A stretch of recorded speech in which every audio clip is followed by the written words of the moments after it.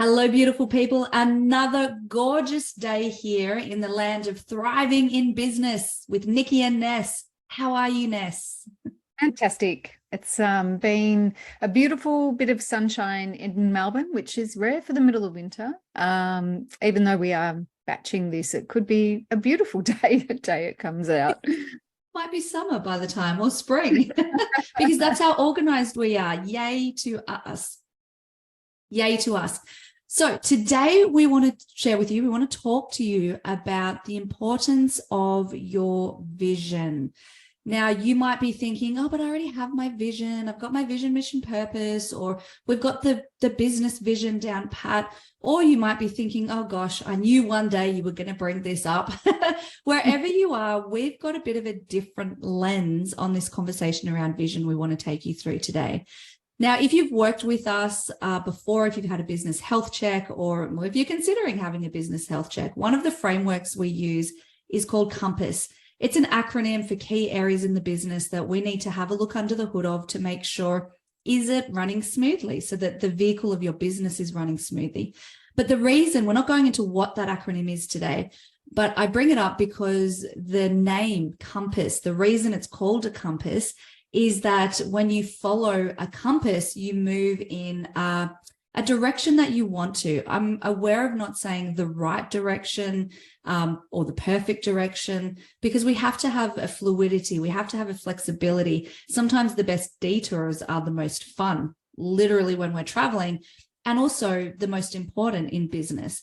But this term of compass, are you looking at the direction that you're going to in your business? We have another cool framework that's our True North Wheel, and it's all about making sure that you're prioritizing life just as much as you are prioritizing business growth and managing money. Monday, I was going to say, and managing money. When you have those focus of those three key areas of equal impact, then you are on your way to what we call a true north. And again, I bring that up. There's a reason that we've called it the true north. There's a reason that we have these tools in place that are your compass to get you to your true north. Oh my gosh, how smooth was that, Ness? And so I want to break this down a bit more to look at, how does your vision relate to this? And what we see oftentimes in businesses is sometimes the vision is one of those cool things that, oh, I've got to get to that one day. I don't have the thinking space, or it's a banded together kind of term for now, but it's not really used or utilized. That's sort of one camp. The other camp is that a business has a vision, a good, solid, strong business vision in place. It might be on your marketing. It might be on your wall. All of your team know about it. It's on your sales collateral. It's in these key areas, which is awesome. And we want to celebrate that. That's where we want to get to. The piece that is often missing is the personal vision. And what we're inviting you to do today is to really look at and create, if you don't have already, a personal vision as well as your business vision. Ness, I'd love to throw to you quickly, well, not quickly, but I'd love to throw to you to pick your brain. Why do we want both? Why does it matter that we have a business vision and a personal vision? A great question. And it's something that probably came to me a number of years ago when I was in my previous business. And it was this connection between having the business vision, but really understanding the emotional connection to it. Because I do see, I've worked in corporates, as have you. Some of the leaders out there that listen to our podcast will know that at times it's hard to buy into a vision and understand it and be able to say what it is verbatim without understanding what it actually means to you and how it emotionally connects to you and how it drives what it is that you choose to do in your life.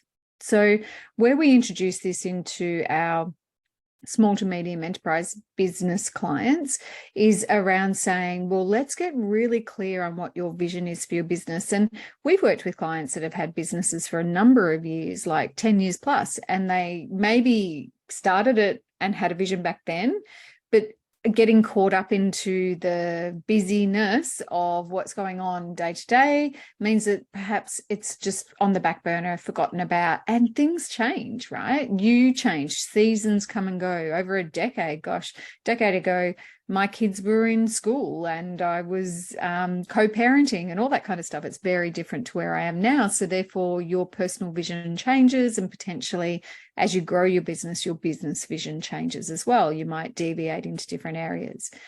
So it's really important that we understand what the business vision is. And I think that where we get stuck is if we don't have a connection, an emotional connection to how that impacts us in our life and how it fulfills our personal vision, we actually get caught so much up in it that it can get us into that busy trap. Because often, and everybody I know who's written a personal vision, it's not anything to do with work. It's about the people that matter most in your life. It's about what you might want to achieve financially. It could be about what you want to achieve in your health. It could be about your relationships. There's so many different areas that we have in relation to the way we live our lives. And as I said, we go through different seasons in our lives, and that can change. So when we actually have that emotional connection between the two, what that helps us the most with is prioritizing what matters, but it also helps us to turn up on those days when it's hard. Because let's face it, anyone in business, anyone in leadership, there are days that suck. And on those days where you have to drag yourself out of bed and get into it and just, follow the motion because you're stuck in a funk, they're the days that you're really beneficial to reconnect back. Okay, why does this matter so much to me?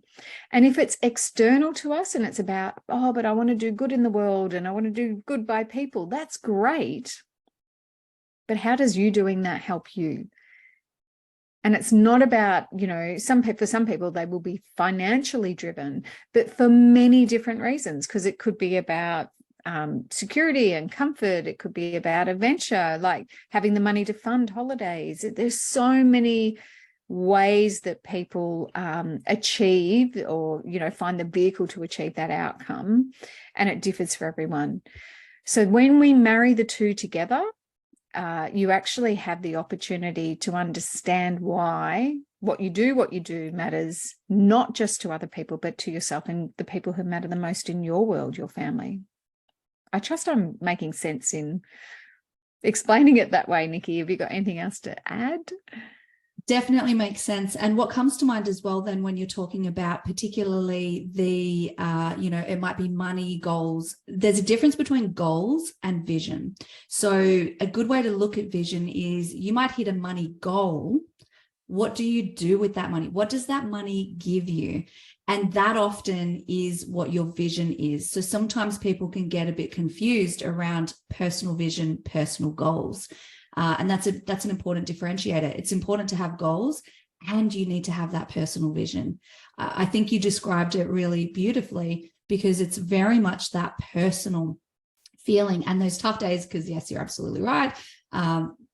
We don't all have amazing days every day. Nobody does in any area of life. It's not possible. So stop setting yourself for that expectation. And you can love what you do. I love what I do. And there's still some days that are really hard to get up and do it, even when things are going really well. And that's where you can think of that personal vision. I would also add to that, it's not about sounding fancy. So your business vision might be, like we said, something that is displayed and people see it and you're inviting them into what that business vision is and your team members.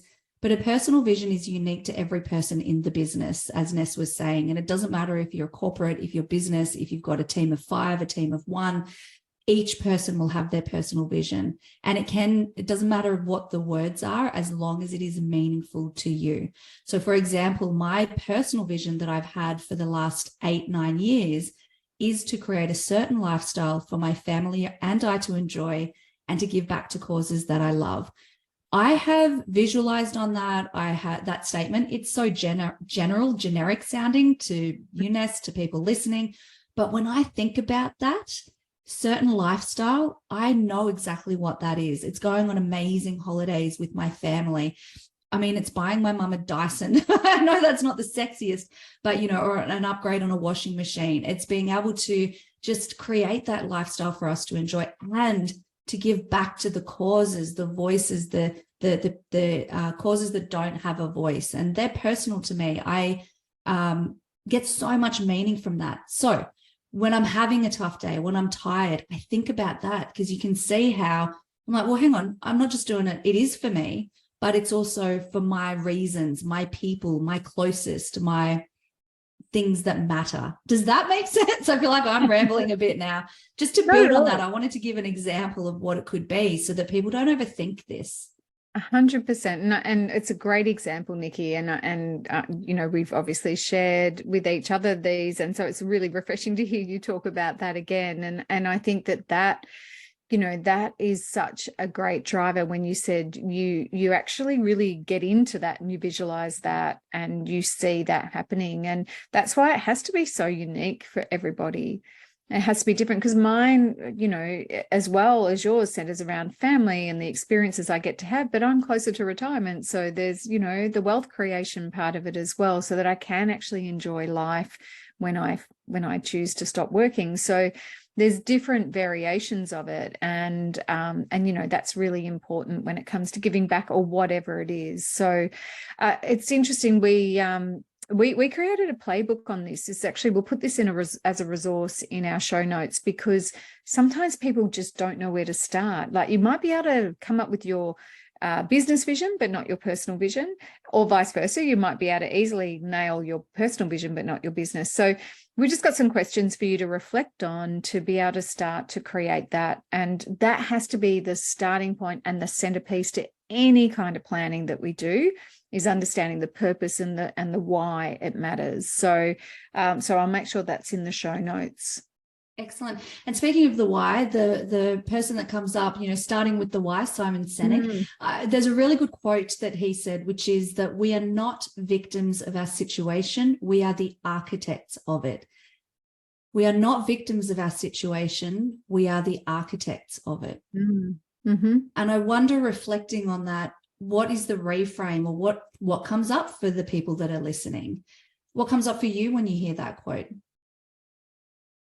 I think that possibility comes up for me when I hear that quote, because often, and I see it aligning to when we're feeling like we're heading towards burnout, because everybody else is having a piece of us, right? So it's our external world is driving how we get up every day, how we approach life, how we feel.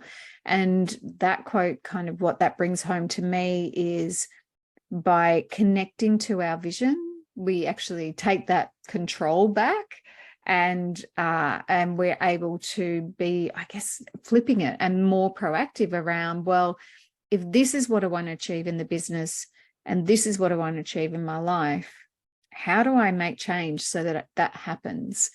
Because I think that often when we're stuck in the busy trap, when we're juggling all the balls, when business feels chaotic, the last person that gets looked after in that is us.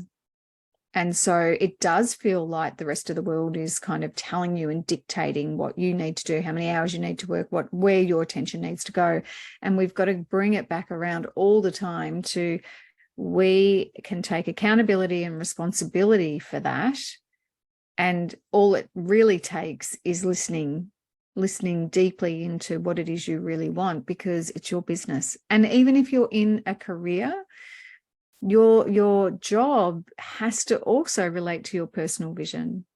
Yeah. Because if you can't fulfill that because of the demands of work, or because you've got to work against your values, or for whatever that is, then it's just as relevant for somebody who is pursuing, career development, particularly in leadership, which is mainly our audience. And it's not just the business owner who will benefit from that.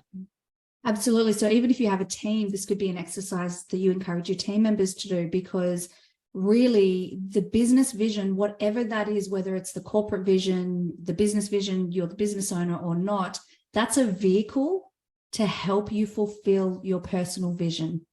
That is a vehicle to help you fulfill that personal vision. I love what you said there, Ness, around listen deeply to what you want. And the thing is that some people who are listening might be thinking, well, I do take accountability for my choices. I'm aware of that. That's great. That's the first step. Have you taken the time to listen deeply to what you truly want? And if you don't have a personal vision that has been formulated, then possibly not. I'm not going to say you definitely haven't, but possibly not, because by following this process and taking this time, you are creating the space to listen deeply to what you truly want. And I'd love to shift this just to kind of close out before we give an actionable action, which I have a suspicion of what that might be. But I just want to touch on from a work perspective with the business vision. There's a lot of commercial reasons why it's really valuable to have a business vision, like we already talked about. It's great for your sales and marketing. It's great for, to have what you stand for, all of that. But it's also really important to help avoid burnout within yourself, but within your team. So the World Health Organization has done a lot of research around burnout in different areas. And they did some study in 2019 around why burnout happens within teams. And the 5 main reasons are unfair treatment in the workplace, workloads that are unmanageable and or unrealistic, lack of clarity regarding job expectations, poor communication and support from the management team, and unreasonable deadlines. If you are clear on your vision, and your vision is your compass or your guiding true north, which is what we talked about at the very beginning, if you actually use it in that way, it will determine everything within your business, the culture, the operating rhythms, even down to the people and the upskilling. And so I really believe that by getting clear on your personal vision, but also that business vision, that's another added benefit to make sure that you have it in place and that you're really utilizing it within your business as that guiding true north, that compass, so that you're avoiding not just burnout for yourself, but for your team. Any additional thoughts to add to that, Ness? Absolutely. I think you've said it really well, because when we are clear around the kind of business we want, we sort of then get to add in potentially a mission statement or definitely values. And it's about living to that expectation that you've set, yourself and your team living to that. And that being the guide for you to be able to achieve what it is you want. And it's the starting point for our clients and the way we work. It's definitely the starting point to planning as well. So it's the very first step in the planning kind of scope of the way that we go about doing business. And every time we come back to look at our plan on a page, for example, so we do a plan on a page, we get our clients to do a plan on the page for the full quarter. And looking at that, it's reconnecting every 3 months or more, every month back into, am I still aligned to that? Are my goals that I'm setting going to help me achieve that? Because sometimes we get lost in the how we should be doing in business, how much money we should be making, what kind of business we should have, how many staff we should have. All of that, the shooting all over ourselves happens. And we lose sight of the way we're setting up our business is no longer in alignment with what we really wanted the business to achieve, because it's going off in a different direction. So what I would say is definitely the most important step to be able to start your planning. But also, if you haven't looked at it for a while, it's really important to reconnect to it, so that, again, that emotional connection's strong, but also it starts to, you can do a check around, are we actually aligned to that? Are we still moving towards that? And the fact that World Health Organization is somebody who's done a lot of research into this, so we're not making this stuff up. So this is all about also avoiding that burnout phase. So Yeah, I guess I feel like when you said earlier, we have alluded to that one action. I bet you it's going to be a no-brainer for everybody listening as well. But Nikki, what would you say? The one you love to say, actionable action within the next hours. What is it that our listeners can choose to do to be able to move forward in this space? So it'd be interesting to see. I mean, I was thinking it'd be interesting to see if we're thinking the same thing. So for me, It is carve out some time, even if it's 10, 15 minutes, you can find 10, 15 minutes. I know that you can, to reflect on what is my personal vision. We've got the link to the playbook. Download that if you want some guided questions. If you want to take it to the next level, write down the answers, come up with that vision statement, that personal vision statement for yourself. At the very least, start reflecting on what it could be. Is that what you were thinking, Ness? 100%. Yes. Absolutely. Find the time in the next 24 hours. And if you've already done it, reconnect. If you haven't done it, get started. Yeah. Ness and I look at this minimum every 12 months. And if we can, we aim to do it every 6 months. And we've set up the structure for it. You know, it's not about remembering to do these things. Set yourself up for success. So right now, put some time in your diary, 15 minutes to start reflecting on your personal vision statement. Set yourself up for success. That's our top tip this week. Thank you for joining us, and we can't wait to see you next week. Bye for now.